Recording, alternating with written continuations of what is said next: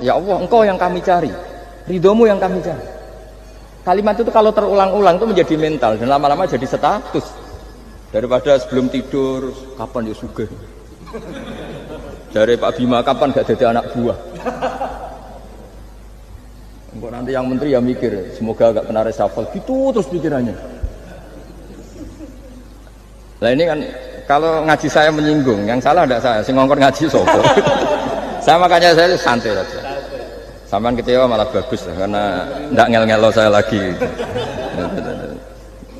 Saya dalam hal ini itu anut mazhabnya Imam Syafi'i. Imam Syafi'i itu saya punya kitab namanya Diwanus Syafi'i. Itu kalau orang tidak senang itu paling bagus menurut saya. Pak Imam Syafi'i separuh kampung tidak senang jenengan. Ya bagus lah. Kalau nggak senang tidak akan utang duit, nggak pinjam mobil. Wong nggak senang itu kan nggak mungkin pinjam uang. Guyon itu mubah itu rano ganjarane, rano nopo dosane. Itu teori yang salah menurut sebagian ulama. Bagaimana kamu bilang guyon itu mubah mbek konco? Wong saat guyon berarti ninggal maksiat. Lah ninggal maksiat itu ganjaran apa dosa? Ganjaran. Mulane guyon mbek konco yo ganjaran. Mulane kula seneng nek bunga-bunga seneng wis piye-piye cek guyon. Lah nek guyone mbek wong wedok liya sing demenane malah repot. Ya wis ngono. Lah cuma nek iso luwih dhuwur meneh terus salat tahajud nggih monggo. Lah iku ya wong ngono aja bandingane sing tahajud. Rai-rai ngono bandingane ya timbang dugem wis apik guyon ngono. Ora bandingane kok dibanding-bandingno ya wis ngono. Paham ya? Jadi sebagian pakar usul fikih darani mubah itu tidak ada. Saya ulang lagi, mubah itu kan tarifnya mubah itu kan sesuatu yang kalau dilakukan tidak diganjar ya ora dosa. Lah itu aneh. Ibadah pertama ora kudu ikhlas. Wis-wis ora ikhlas dhewe. Makanya masyhur yen Imam Ghazali mondok iku ora krana golek ilmu, golek mangan. Ghazali kecil iku melarat. Dunyane bapak entek, akhire pakde-pakdene, wasi-wasine kanca-kancane bapak iku ngene satu-satunya cara untuk mangan gratis nak mlebu yayasan. Jadi cah iki kudu didakok yayasan ben tok mangan. Akhirnya dipondokno. Kaya ruhin ngaji pertama nggih dari bujur sesuwe. Kok ngajine sampean kan butuh ra nang omahan sesuwe kok ikhlas dhewe, paham ya kok ikhlas dhewe. Hasil hari ke-10 mulai membaik ke-20. Pas hari ke-40 lali tetap salat. Diparani mbek saya digandeng. Digandeng dijak mulai. Ayo mulai, Jung. Badhe napa sih? Ya mulai ya rapi kan hari ke-40. Dadi waya kita akad nambah anakku. Ngenyak wong sih salat ibu ijoli anak jamaah 40 dina iku sih opae iku bebas saka neraka malah mereka. Malah saya difatwani. Termasuk nikmat itu orang enggak tergantung orang lah fi umurid dunya ing dalam urusan dunia. Tapi urusan akhirat kowe ora iso ora bergantung guru. Jadi semuge sangka manusa terbebas iku maknane urusan dunia. Nah, urusan akhirat kita butuh sanad kita ila Rasulillah sallallahu alaihi wasallam. Kowe ora oleh beragama berpikir sendiri, ora oleh agama itu riwayat kowe ora oleh mendekatkan Allah dengan cara kamu sendiri. Kowe kaya wong-wong filsafat, saya ndak perlu salat. Allah kan ndak butuh ibadah kita, ngapain kita salat? Wong ngerti nek Allah ora butuh kita saja kok bogo kebanggaan mulai dhisik kiai yo ngerti nek Allah ora butuh kita yang butuh Allah. Lah mengekspresikan butuh kita kepada Allah kita nah Allah ora tau butuh. Ya itu karena dia berpikir cara beragama dengan pikirannya Kita ndak. Kita tahu Allah ndak butuh kita tahu. Kenapa kita salat? Karena kita butuh Allah. Nah butuh Allah itu implementasi kita di ajarannya Rasulullah kita sholat.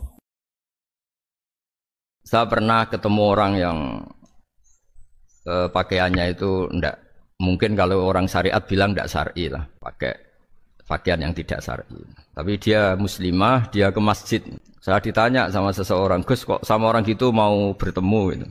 Saya bilang kenapa? Dia pakaiannya ada Islami. Oke, dia tidak pakaian Islami itu nyata, tapi dia ke masjid itu Islami, tetap sholat itu Islami. Ketika dia ingin sholat dan tetap sholatnya pakai takbir, pakai rukuk, pakai sujud itu Islami. Wong setelah di masjid ya pakai mukena, pakai. Kalau sama-sama nyata, Anda kan boleh ngingat sama-sama yang fakta. Dia punya kesalahan dalam berpakaian, dia punya kebenaran dalam sujud, dalam rukuk, dalam ibadah. Dan itu tradisi Quran. Quran ya cerita famay ya'mal mithqala dzarratin khairan yarah wa may ya'mal mithqala dzarratin syarran yarah. Apa susahnya sih ingat dua-dua sisi? Boleh ndak seorang lelaki uzubah tidak nikah? Waqat qala Rasulullah sallallahu alaihi wasallam andeka sunnati faman rohika an sunnati falaysa Itu kata Imam Syafi'i. Ya kalau dia tidak nikah karena benci sunnah Rasulullah itu buruk. Tapi kalau karena takdir dia tidak suka nikah atau gak payu rabi ya gak apa-apa. Terus Imam Syafi'i ditanya, apa dalilnya? Jawabnya Imam Syafi'i itu rileks sekali. Inna wa ta'ala dzakara 'abdan sholihan wa wasafa bi annahu hasur. Terus beliau baca ayat wa sayyidahu wa hasura wa nabiyyam minas sholihin. Allah itu menyebut sekian hambanya yang soleh, dan di antara hambanya yang soleh itu berstatus hasur, orang yang tidak nikah. Artinya tidak nikah itu bukan mengganggu kesalehan. Maka uzubah itu halal. Semudah itu dulu orang memahami Quran. Kok sekarang jadi sulit itu salah gurunya apa salah muridnya? Makanya dulu itu kalau ulama ditanya, saya ini tidak punya uang padahal ingin makan enak. Ij'al ida maka al-ju'a. Ya lauk paling enak itu satu, yaitu lapar. Kalau kita puasa, makan apa saja enak karena lapar. Orang sudah lupa, ngiranya makan enak itu kalau menunya atau lauknya sesuai selera, itu keliru. Ij'al ida maka al-ju'. Jadikan lauk terbaik adalah lapar.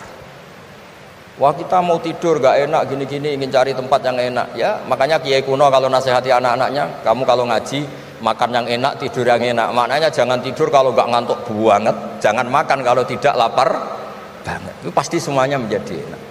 Nah orang sudah melupakan kearifan-kearifan begitu, sehingga solusi-solusi yang dibikin ini lompatannya malah kacau, karena sebetulnya itu ndak adatnya Allah. Saya pernah ketemu orang yang pakaiannya itu ndak, mungkin kalau orang syariat bilang ndak syar'i lah, pakai pakaian yang tidak syar'i. Tapi dia muslimah, dia ke masjid. Saya ditanya sama seseorang, Gus kok sama orang gitu mau bertemu gitu. Saya bilang, kenapa? Dia pakaiannya ada Islami. Oke, dia tidak pakaian Islami itu nyata, tapi dia ke masjid itu Islami, tetap sholat itu Islami. Ketika dia ingin sholat dan tetap sholatnya pakai takbir, pakai rukuk, pakai sujud itu Islami. Wong setelah di masjid ya pakai mukena, pakai. Kalau sama-sama nyata, Anda kan boleh ngingat sama-sama yang fakta. Gitu. Dia punya kesalahan dalam berpakaian, dia punya kebenaran dalam sujud, dalam rukuk, dalam ibadah. Dan itu tradisi Quran. Quran ya cerita fama ya'mal mithqala dzarratin khairan yarah wa may ya'mal mithqala dzarratin syarran yarah. Apa susahnya sih ingat dua-dua sisi? Makanya ada kiai mengatakan kok untuk qadar ora iso dirubah, itu kamu. Makanya ada seorang kiai ditanya, kok untuk qadar ora iso dirubah, sekali dicatat selesai. Jari kiai tadi, tapi nak Allah iso.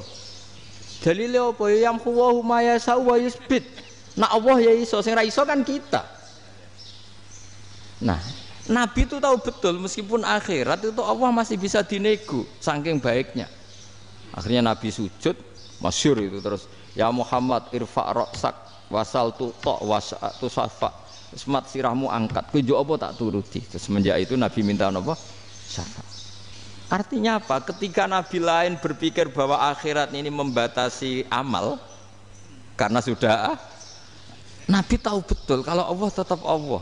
Yang enggak terbatas kekuasaannya, enggak terbatas rahmatnya juga saat di akhir.